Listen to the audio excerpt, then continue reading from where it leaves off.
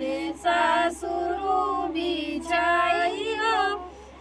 हाथ में सिंदूरा ली है, बगल मुख पान होगी मोर बेटी चौके न जाएगी, पौंद होगी मोर बेटी चौके न जाएगी, न पौंद ए तनी